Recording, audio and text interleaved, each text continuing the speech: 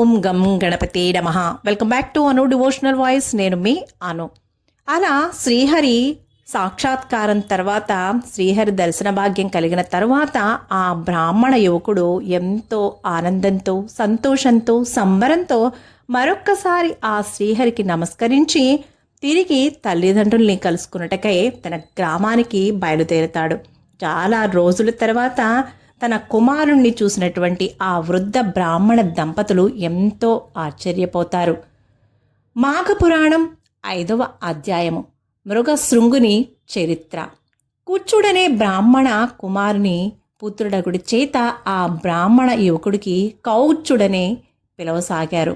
ఇతన్నే మృగశృంగుడని కూడా పిలుస్తారు. కౌచుడు కావేరీ నదీ తీరమందు ఘోర తపస్సు చేసుకునే సమయంలో ఆ అడవిలో ఉన్నటువంటి మృగములన్నీ కూడా తమ తమ కొమ్ములతో అతనిని గీకుతూ ఉండేవి. అంచేత ఆ విప్ర బాలునికి మృగశృంగుడనే పేరు సార్థకమైంది. శృంగము అనగా కొమ్ము అని అర్థం. అలా బ్రాహ్మణ బాలుడైనటువంటి కౌచుడనే మృగశృంగునికి యుక్త వయస్సు రానే వచ్చింది. తల్లిదండ్రుల బాలునికి వివాహం చేయ నిశ్చయించి తగిన వధువుకే అన్వేషించసాగారు. విషయం తెలుసుకునేటువంటి విప్రమానుడు తన తల్లిదండ్రులను ఉద్దేశించి ఇట్లన్నాడు: తల్లిదండ్రులారా, నాకు వివాహం చేయాలనే మీ తపన నన్నెంతగానో ముగ్ధుణ్ణి చేసింది. కానీ వివాహం చేసుకునే ముందు వధువు యొక్క గుణగణములు పరిశీలించాలి కదా. వధువు యొక్క గుణగణములు, మంచి చెడ్ల పట్ల నాకు కొన్ని అభిప్రాయాలున్నాయి. వాటిని వివరించదను, వినండి అంటూ తనకు కాబోయే భార్యకు ఎలాంటి లక్షణాలు ఉండాలో వివరించే ప్రయత్నం చేస్తున్నాడు మృగశృంగుడు. వధువు గుణవతి, శీలవతి అయి ఉండాలి. పెద్దలను గౌరవించాలి. ఆరోగ్య సూత్రాలను పాటించాలి. అసూయ, ద్వేషాలు అస్సలు ఉండరాదు. మర్యాద, మన్ననలతో మెనగాలి. అందర్నీ సమభావంతో చూడాలి. పక్షపాతం పనికిరాదు. అత్తమామలను ఆదరించాలి. వినయ విధేతలతో మెలగాలి. భర్తను తోలనాడరాదు. భర్తకు అనుకూలంగా మెలగాలి. మంచితనము, నెమ్మదితనంతో మసులుకోవాలి. కార్యేషు దాసి, కరణేషు మంత్రి, శయనేషు రంభ, క్షమయా ధరిత్రి అని పెద్దల నుండి విన్నట్లు ఇంటి పనులలో దాసివలెను. భర్తకు సలహాలనిచ్చుటలో మంత్రిగాను, భర్తను సిక్కింపచేయడంలో శృంగార దేవతగాను, భూదేవి ఎంతటి ఓర్పుతోనూ ఉండవలను అని మృగశృంగుడు చెప్పి ఇంకా ఇలా చెప్పసాగాడు.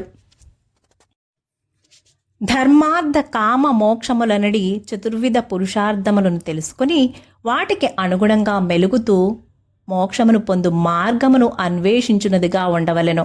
నిత్యము ధర్మబుద్ధిని కలిగి ఉండవలెను. దైవభక్తి పరురాలై ఉండవలెను. ముఖ్యముగా వధువు అటు పుట్టినింటికి ఇటు మెట్టినింటికి మంచి పేరు తెచ్చేదిగా ఉండాలి. ఈ పై లక్షణములు గల స్త్రీని వివాహమాడుట వలన ఆ దంపతుల సంసార జీవితము 3 పువ్వులు 6 కాయలుగా వర్ధిల్లగలదు.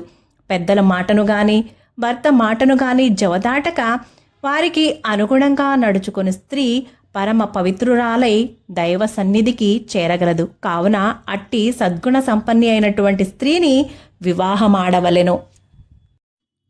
అందరినీ ప్రేమానురాగాలతోనూ సమభావంతోనూ చూడాలి. అట్టి స్త్రీ ప్రజలందరి చేత ప్రశంసలు పొందగలదు. కీర్తి ప్రతిష్టలను ఆర్జించగలదు. చల్లని తల్లి అని పదుగురు చేత మెప్పు పొందగలదు. సద్గుణములు గల భార్యను పొందిన వానికి అంతకంటే వేరు స్వర్గం మరొకటి ఉండదు. పురుషునికి పూర్వజన్మ సుకృతం బాగుగా లేనిచో పరమ గయ్యాళి అయిన భార్య దొరుకుతుంది. ఇక వారి సంసారమంతా నరకకూపమే. కావున పెండ్లి చేసుకోబోతున్న స్త్రీ ఈ లక్షణములు కలిగి ఉన్నదో లేదో తెలుసుకునవలెను. అటు పిమ్మటనే ఆ స్త్రీని వివాహమాడుట శ్రేయస్కరము. కావున తల్లిదండ్రులారా, నేను నా అభిప్రాయాన్ని చెప్పేదని, ఇక మీ ఇష్టము.